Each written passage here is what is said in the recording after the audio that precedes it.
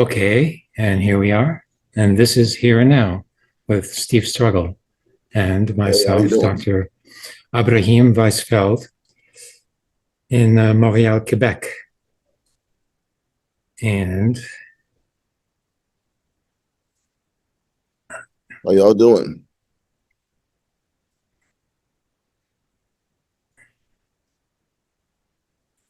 here we go. All right. How's So everybody doing? you have a couple of Pretty good. reports, I understand. Yeah, I want to just send greetings out to everybody. Um, Glad to be with you again, and hoping that everybody will please like and share and spread our broadcast. Remember that we're involved in active organizing. This isn't just a news report. I just want to say that. Yeah, but our first report actually um, comes from Haiti. There was a report. I monitor the situation in Haiti for news that I do, and at this point, there's a strike of teachers. Teachers are on strike in Haiti. There's been a lot of money been stolen by the schools against around the salaries of teachers, um, and there seems to be a lot of people who don't know about this. Hmm. So the education system is in a real crisis.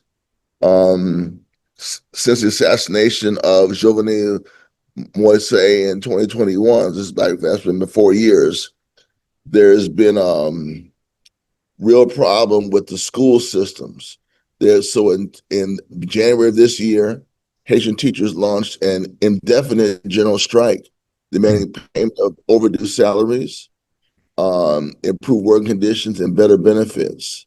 Um, there was an agreement reached in January, but the government didn't keep its agreement, and the teachers went back on a strike in April.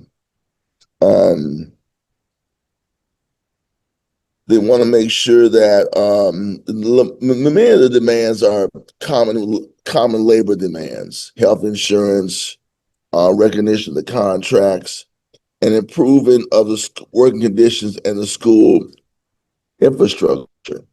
A lot of schools are closed in Haiti, or they've been moved to what is called inadequate facilities.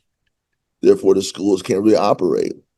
Students are falling behind in their education, and the pass rate. Haiti has national exams. The pass rates has dropped below 30%, which is not good for any country. And parents and students are becoming more anxious, fearing for their futures, and the potential collapse of the academic infrastructure entirely. So um, schools have been closed for months. There's widespread closures. There's like people in the United States. You might not know this, Ibrahim, but in the United States, after COVID, there's a lot of talk about learning loss because of COVID, learning loss because of COVID, which I never bought, but people say it, okay? That because of COVID, there was learning loss. So this also is being discussed in Haiti, not because of COVID, because the schools are not properly financed, not properly structured. They don't have proper teachers. Teachers are going on strike for money, better conditions. So this is an impoverished country that got its name from its world recognition by being the first country in the Western Hemisphere to overthrow a colonial power, France, and France made Haiti or somehow made Haiti pay back money for their quote unquote losses. So this is one of the law. This is an example of what paying their money back to France does. That's And France colonialism. right, exactly. And I always want people to know that when you hear about Haiti, you hear about so-called gangs, this kind of stuff. And people live in Haiti, though. They live a life. Like they get up in the morning, they go to work, you know what I'm saying? They have kids, the kids go to school. It is a country with an infrastructure, be it crippled, be it suffering from social oppression and international economic domination. And the teachers there are pretty bold to be fighting back. You have the UN. The United States is funding a UN-backed police force of people from Kenya, which shows Kenya's role in promoting neo colonialism. And they're trying to fight the so-called gangs, which is a complicated picture because everybody who's not for the system, remember this in Latin America especially, is called a gangster. You might be a social activist, you're a gangster or a terrorist. So, so the people in Kenya, the soldiers in Kenya are fighting Haitians who had got some beef with the government of some type, and now the teachers are fighting back. So I want people to know what's happening in Haiti, and just give them some solidarity. Look them up on Haiti Liberté newspaper. Haiti Liberté newspaper is a good newspaper to look at, and they need your support and solidarity, and they need you to follow the news there. Yeah. Because unless you look it up, you're not going to hear about it. Yeah, I think that's pronounced Haiti Libertad, TAD. Thank you. Yeah. Mm. And, here, in the news, the only thing that is ever heard about Haiti is that 60% of the capital city is controlled by what they say are gangs. Right. What these gangs are, I presume, is militias of young people who are trying to survive, That's what they are. But they only sort of, presented as, being a gang sort of, operation because they're trying to rationalize the intervention of foreign troops into Haiti. Right. Exactly. And also criminalize anybody who's not in line with the colonial setup, with the governments that set up. They're never elected. And if they were elected, let's say they were elections, in a situation like this, how could there really be free elections, considering that France, the United States, and other countries are the dominant interventionist force when it comes to politics and the economics. But if you're not part of that clique or the classes that support the U.S., France, Brazil, other countries that have intervened in Haiti, then you're a terrorist or a gangster. Yeah. Right. There's so much news, that basic, information of various countries that is not getting through. For instance, the opposition within the Zionist state is enormous, but it's not making into the regular news. They don't want to say anything, that threatens, the credibility of the continuation of the Zionist state.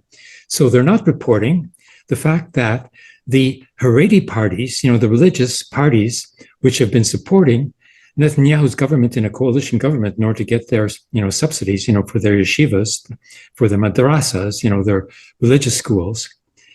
So now this government that they've been supporting wants to pass a law conscripting, the Orthodox into the military because they don't have enough soldiers, willing to fight. They call up, 30,000 reserves and they get, like less than half showing up. Okay, so what are they going to do? Stop the war? No. They want to call up the Orthodox. And, they're calling up 30,000 Orthodox. And how many show up? 2,000. No way. And those 2,000, probably don't have anything else to do. So, the Haredi parties who are in this government coalition, and Netanyahu cannot continue as a government without their support because they are, much more substantial than the right-wing fascist, factions that are in the government of Ben-Gvir and Smotrich, like the Haredis, they just support the government and they don't even ask, for positions in the cabinet, they're really naive. All they care about, is their schools and getting the subsidies, to pay for the students who need to live. So they said, if this law passes, then, well, first of all, they're not going to allow any such law to pass, because they're boycotting the Knesset, they're boycotting the parliament. So in the parliament, about half the seats are empty, and they can't pass any law because they can't get a majority. Okay, because the opposition, is supporting the conscription of the Orthodox as well, but they wouldn't have enough of support to pass the law. So they're not allowing them to pass a law to conscript the Haredi, who are exempt by law from serving in the military because they're not warmongers. They're just, religious, and they don't want to do anything else but be religious. Okay. No, it's better than being a genocidal soldier, I would say, even if they're secular. Who cares whether or not they're secular? Who cares? Like so many lefters are sucked in, by this notion that the most progressive thing you can be is secular. Like secular, what does that mean? In France, it means you can't wear a hijab. That means the women can't wear a scarf over their hair because of modesty. And it means that, Jewish people can't wear a kippah in public, hair covering.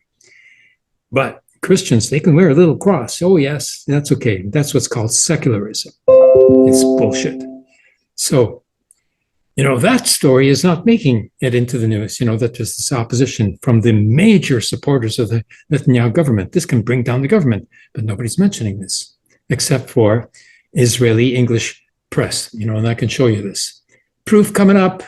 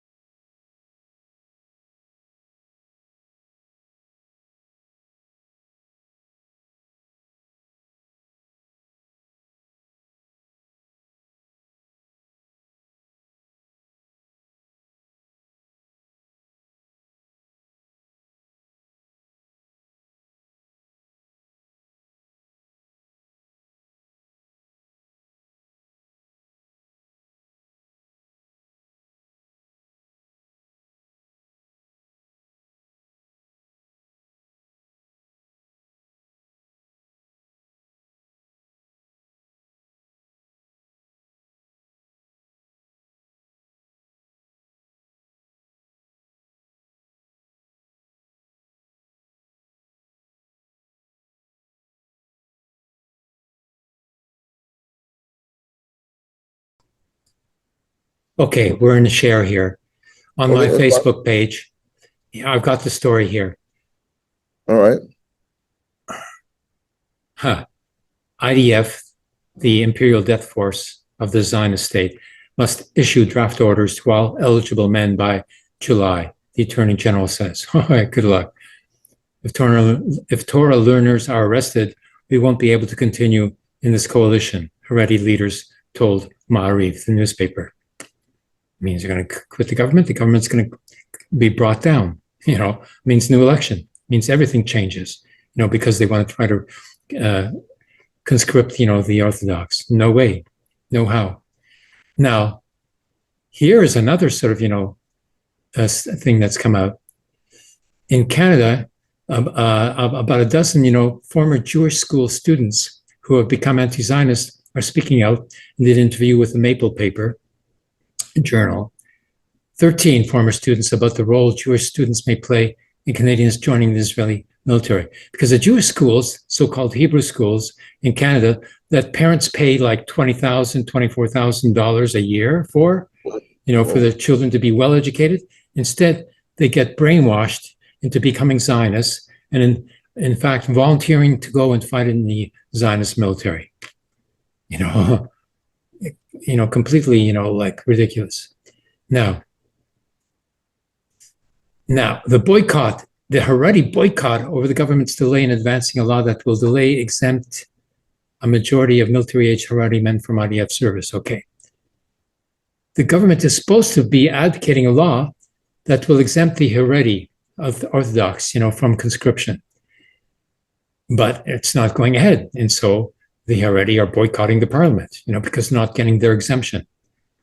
And then the others, they want to pass a law conscripting them anyway and putting them into prison if they don't. Oh, well, it's not happening. If anything, that government's going to be finished. Now, this is a very important comment by Catherine Halper. And she is talking about how Zionism is creating anti-Semitism in the world and how she hates Zionism for that reason. She's got her own podcast. She does interviews with Aaron Maté as well. And she's, a great comrade. Yeah, and she talks about Yiddish too. I wonder if her parents were Bundists. She doesn't mention the Bund. That is, a lot of, like the Jewish opposition, they don't mention the Bund. Ever. Why? I don't know, because they think it's old-fashioned or something like that. Some sort of, sectarian reason. Or because they were, they're speaking to Marxists, and the Marxists will get upset if they mention the Bund. I ran across something that really disturbed me that was critical of the Bund. I'm not going to talk about it right now. We'll talk off camera and we'll bring it on. But it was a story. I'll talk about it. Like at the time that the Bund was debating with the communists, there was this guy Plekhanov from the Social Democrats, reformist, a revisionist, who was abandoned revolutionary struggle. This Plekhanov said that the Bund were Zundis who got seasick. In other words, they didn't want to travel over the sea. And he called Bundists, equivalent to Zionists. And that was an insult. And then there were other insults that came, from the communists, saying the Bundists, were reactionary because they wanted to preserve a national identity that was obsolete, et cetera, et cetera. All this kind of stuff. And who was fighting the fascists? The Bund. Right, while the communists made a deal with the Nazis, a non-aggression pact called the Ribbentrop-Molotov Pact. And then when the Bundists, had joined the Communist Party and, quit the Bund, they formed a Jewish anti-fascist committee, of course, because they knew it was dangerous, for the USSR. What happened to them? They got purged, put into prison, and then killed. And they were replaced, in the Jewish anti-fascist committee by Jewish communists who were never members of the Bund. And they continued on for a while there, until they too were purged and executed because it didn't go along, with the current sort of policy strategy of the regime. So, that's where it all goes. Well, and it's and even now, the Jewish Bund is only mentioned as a nostalgic historical reference for some to try to oppose Zionism, but they never talk about the Bund, coming back. They never talk about, what the Bund's program that was correct and should be continued. No, because they don't want to continue the Bund's program. What was that? That they want to continue that? What is the Bund's program that should continue that they don't want to continue? National cultural autonomy, because they don't want to, treat the Jewish people as a nation anymore. The Jewish people are not a Jewish people anymore, according to them. The Jewish people are just a religion that's obsolete, it should be forgotten about. And there's even, some Jewish academics like Shlomo Sand who cater to this notion of secularism in France. And they write a book, entitled that they resigned from the Jewish people. Okay, good luck. Nobody else is going to believe that. And certainly the fascists don't. Yeah, go ahead. Well, I appreciate you sharing that.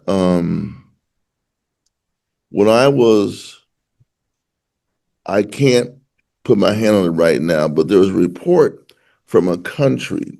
And the reason I'm mentioning this is the use of real not necessarily anti-Semitism, but excuse me, what word I'm looking for? The use of racism against the cultural autonomy movement in some countries. Yeah. When I find, I'm going to share with our audience, it's something we need to talk about. It's kind of a sensitive topic. Basically, that there are minorities, meaning the not majority population in countries.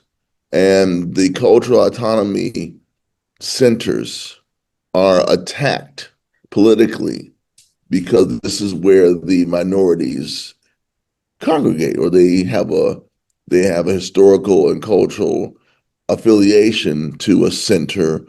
It doesn't have to be a church or a mosque. It's a place where, let's say, the Tatars might congregate in a country, or the Kyrgyz, or the Iranians. I'm saying, but they're not in their native country. Yeah. They have migrated to another country, and they find unity by being around their community people, which is what most people do, Yeah. especially if you don't know the language and culture of the country where you go to. You'll find peace and solace among, quote unquote, your own people. That's what happens in the world. So I find it very troubling running across a story. Again, I'm not going to go too deep in who wrote the story, but it was basically saying that some corruption was found in the funding of these cultural autonomy centers. And we're happy to get rid of these centers and get rid of these people. And I just want people to know that the Trump's movement against the migrants, they haven't taken that tact yet in as far as attacking organizations, but eventually they might. But in some parts of the world, that's what the bigots and the racists do. They attack the organizations, the social cultural organizations. They attack the centers where people congregate, the libraries, the schools, not because there's anything wrong with the school or the library, the cultural center, but because of racism. And the anti-migrant movement that I see in Europe is racist. There's nothing to do with immigrants taking the jobs. We don't want people here, and they make all kind of arguments, all kind of deceptive, deceptive maneuvers politically. And I really hate to see it, because on some things I might agree with these people, on like the war in Ukraine, etc. I may agree with them. When they come with this racist stuff, like in AFD in Germany, you see it coming out of Hungary, unfortunately. You see it coming out of many countries, in Estonia. Everybody's got somebody to hate. But Yeah. I find it interesting because we've talked, Abraham, that you mentioned the cultural autonomy. I was surprised to see this one article from a very prominent um, uh, Telegram channel embracing the closing down of a cultural autonomy center in a country, and we have to get rid of them. Mm. It's always a cover for racism and bigotry. I want our listeners to be careful when you get involved in struggles. Don't be driven by racism or bigotry or a difference of religious views, because somebody is manipulating those ideas to make some money and to drive a wedge between you and people Yeah. that can't Yeah. Yeah. be united. That's all I'm going to say about it. That's it. Yeah. It's terrible. So, and I Like, appreciate you giving me leadership on this. You provide me leadership on this, and that's what got my attention. Oh wow, cultural autonomy. Let me look at this. And ooh, they're against this cultural autonomy center because they don't want the people there anyway because they're racists. yeah. Yeah. Yep. Because national cultural autonomy means group of people, not individuals, group. And a group is much more powerful than a string of individuals, for sure. Right. For sure. Yeah. Yeah. Definitely. Thank you for that. I appreciate that. Thank you, sir. Appreciate you're so right. Like, because look at the United Nations. It's, got 194 states. Okay, but there's 3,000 nations in the world who are not majority in their own state. 3,000 against 194. Okay, so what does the United States do? In countries that are not their allies, they go in and they find a national minority and they offer them support. And they destabilize the regime until the regime, the government fails.